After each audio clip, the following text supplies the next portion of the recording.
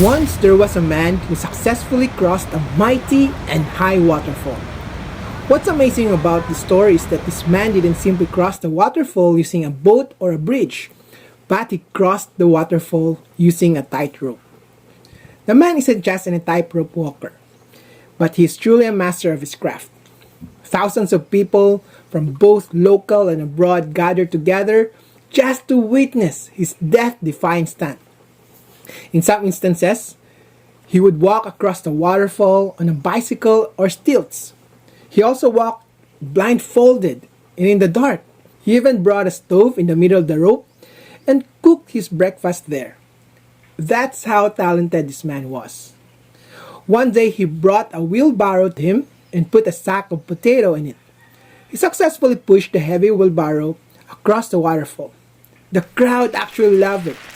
They were cheering and shouting the man's name. When the man reached the other end of the waterfall, he surprisingly made a dare. He said, "Do you believe that I can put a man in this wheelbarrow and successfully bring him on the other side of the waterfall?" The people shouted together, "Yes!" The man responded, "Do you really believe that? Do you really believe that without any doubt in your mind? Do you really believe I can do it?" The people, without any hesitation, replied, "Yes, we believe." The next question of the tightrope walker stunned the crowd. Who would like to volunteer and get into the wheelbarrow? The people were silent. No one wants to volunteer. The people who just for a few moments ago believed that the man can do it are now hesitant. A few minutes have passed and no one has volunteered. However, a frail voice came from the midst of the crowd. She said, "I will do it." All the people looked at the woman and were surprised that it was an old lady. The tightrope walker invited the old lady to hop into the wheelbarrow and started moving from one end to the other end of the waterfall. The people gasped for air as they suspensefully watched the man push the wheelbarrow.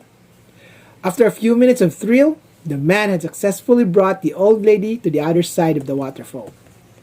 The spectators roared in amazement.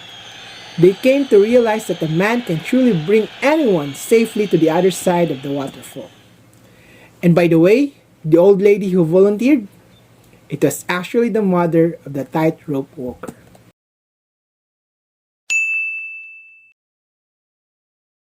The story I just shared with you teaches us a powerful lesson about faith. Here's the lesson. Listen carefully. Faith is not simply a belief system, it's an action system. What am I saying here?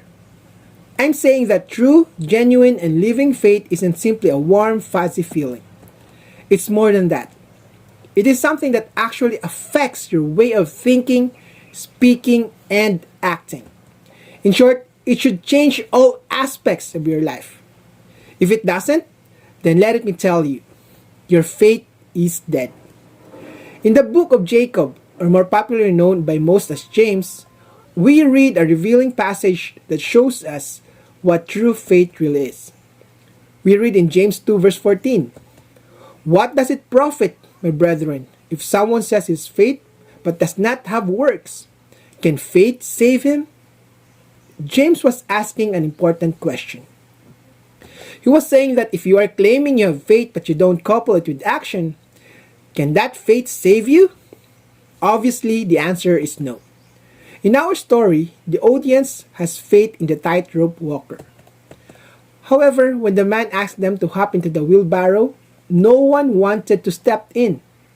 You will soon see that they only have an academic faith. Do you see now the difference between a living faith and a dead faith? James compared those people whose faith is only by words to demons who also believe in God. In the same chapter, verse 19, we read, "You believe that there is one God. You do well. Even the demons believe and tremble." In verse 26, James concluded, "For as the body without the spirit is dead, so faith without works is dead also." Friends, I hope you now see the seriousness of having a living faith. If your faith isn't changing you, then that's definitely a dead faith. We don't want that. What we want is a strong, living, and zealous faith. And you can only have that if you couple your faith with action. It is so easy to say, I have faith. But the real question is, where's the proof? The proof would be your actions. Actions that show your faith has changed your life.